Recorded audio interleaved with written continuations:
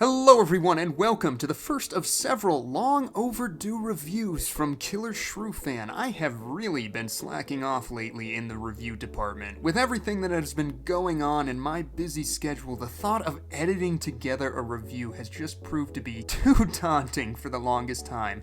But I am going to try to be better about it, and to prove that I mean it, we're going to be taking a look at this, the new for 2020 Tyrannosaurus Rex Wilson by PNSO. This was an unexpected addition to the PNSO lineup. After re-releasing this sculpt in 2019, PNSO turned around and did a third, and what I suspect to be a final version of their classic Tyrannosaurus Rex. This dropped on Amazon sometime in early July, and for the low price of $29.99, I couldn't pass up on this gorgeous beast. Yes, you heard me right, this figure is only $29.99. I think part of that has to do with the fact that it lacks a base. It's also cast out of a different material, but in many ways is sturdier than the original, which came in the day after I recorded this. Great timing, I know. But I think those changes are what allows this version to be as cheap as it is. But cheap does not mean poor quality, as you will see. I actually believe this is one of the best Rexes you can get in this price range, and we are going to talk about why right here and right now on Killer Shrew Fan's Killer Toy Reviews. So let's do this!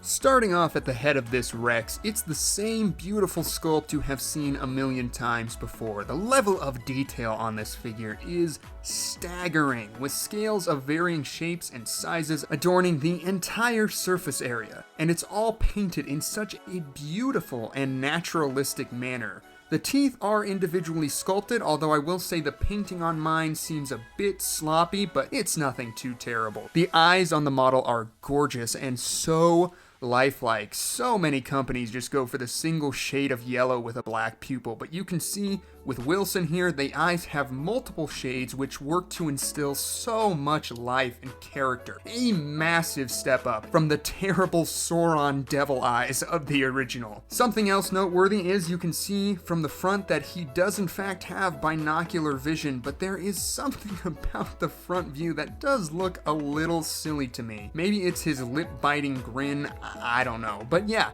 as with all of PNSO's Wilson figures, this one does have an articulated jaw which opens nice and smooth to reveal some lovely cheek flaps. I'm a big fan of the bird-like, wrinkly, waddly skin at the back of the neck that has been covered in those fine scale details. And speaking of skin details, if we move down the body, you can see this Rex is absolutely chocked full of fine sculptural moments. I love the buckling skin around the legs, the scales of varying shapes and sizes, just all of it is so beautiful, and it all pops so well. It looks like this model was either based out in black or that there is a black wash that has been applied between those scales. So even at a distance, they all look so crisp and well rendered. Usually this kind of thing doesn't work on a model, but here it's done to perfection, and I don't think this piece would be as successful without it. You can really see just what an impact that element has on Wilson as a whole. Moving along the top, you can see that Wilson does have some ridge-like scales that run from the back of the neck to just over his very wide hips. Something else I noticed when comparing him to the original, it looks like Wilson's chest has been given a rounder, more barrel-shaped appearance than the original. Strangely enough though, this added bulk in the chest does not affect his balance. In fact, it seems to help it. The underbelly of Wilson features larger, more rectangular armor scales, as well as the spasmodically shaped scales from the ventral region. No sign of a cloaca, but you can see the whole model has been addressed in terms of the finer details.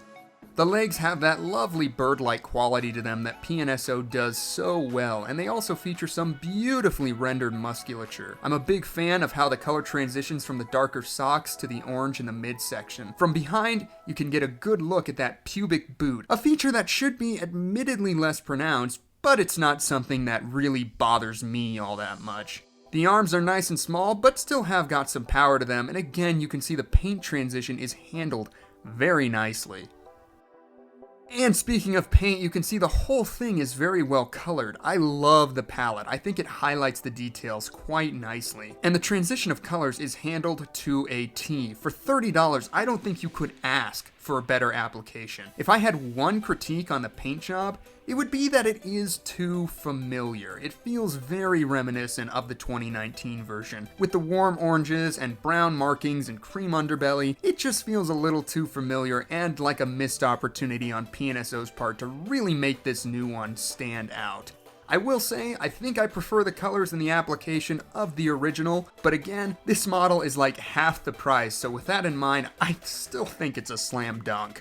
Something else that needs to be praised is how well balanced this figure is. You can see it is in a striding motion with its right leg bracing and left leg planted, but even with it leaning so far forward, it has no problem whatsoever standing without a base, even when it's on our moving turntable here. It really is impressive to me how sturdy this thing is, even more so than the original, which has a base. This one is cast in a completely solid plastic. It's very hefty, but that also means that the legs are less apt to warp, whereas the original has softer plastic towards the extremities, which leads to the ankles giving out under the weight and ultimately allows the model to topple forward. So in regards to balance, this $30 figure is actually superior to the original. How nutty is that? Unfortunately, they covered the peg holes on the feet, so you can't put this one on the base of the previous offerings, which is a shame because I would like to see how it displays on the original base. I guess I could still do it, but it wouldn't be as stable without something to slot into. And then the original wouldn't have anywhere to stand because it can hardly stand up on the base to begin with. Something that's interesting, I mentioned earlier how the chest was given a wider shape on the 2020 version than the original, but this new one actually seems thinner from a side view. How this impacts the ability to balance, I have no idea. I really did not think this Rex would be able to stand without a base. I honestly thought this thing would be too front heavy and would be toppling over and just be a complete disaster. But as you can see, PNSO managed to maintain both that beautifully fluid walking pose and give us perfect balance all in one on a wonderfully sturdy model. Other companies should really take note on how it's done.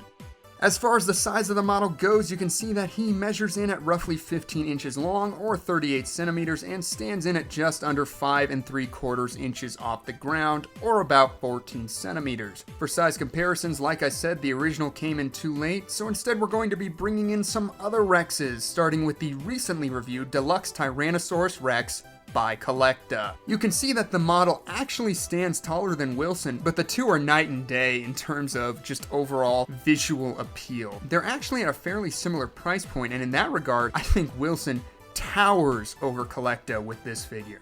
Next up, the gold standard for Rex comparisons. Here is the Papo Squatting Rex, again standing in it just a little higher than Wilson there, but even Papo, who is renowned for their meticulous and lifelike detail, cannot hold a match to this beautiful PNSO skull. Again, the price points for these two are quite similar, but I think Wilson takes the cake for the money. And finally, for T.rex comparisons, here it is next to the lovely 2017 Safari LTD Feathered Tyrannosaurus Rex. I actually think of the three, this model comes closest to matching Wilson's detail, but balancing issues and a paint scheme that will flake if you so much as look at it funny means that even Safari's best cannot compete with this awesome model. Now for some PNSO comparisons. First up, we're going to go ahead and bring in Seed the Ankylosaurus, a beautiful model who seems to size up quite nicely with Wilson here. If anything, his club is right at shin level, and you can see that Seed is watching him with his cocked eye, so Wilson better be careful. All in all, these two look great together, and you all know that Seed is actually my favorite PNSO model to date, so it's nice to have a contemporary to display alongside him. And next up for size comparison, we have Lucas the Giganotosaurus, another of PNSO's large theropods meant to be in scale with each other. And yeah, I really do think these two do size up nicely with one another and also look great when displayed side by side. And finally, the comparison that I have to do thanks to JP3, here is Wilson the Tyrannosaurus Rex next to Essien the Spinosaurus, and honestly, Essien feels massive here. This is them being as close to tail tip as I could get them, and you can see Wilson is a great deal shorter in terms of length than Essien. We all know Spino was bigger, but even so, this feels a touch extreme. I mean, Scotty was estimated to be roughly 42 feet long, whereas Spinosaurus is estimated to be over 50 feet. I think That's a ballpark estimate, so it could be bigger, but it feels like PNSO went for the less conservative estimates when planning the size of their Spino. Regardless, the two look great on the shelf with one another, and there is a lovely shot of all of PNSO's large theropods in this scale standing side by side. Don't they look wonderful?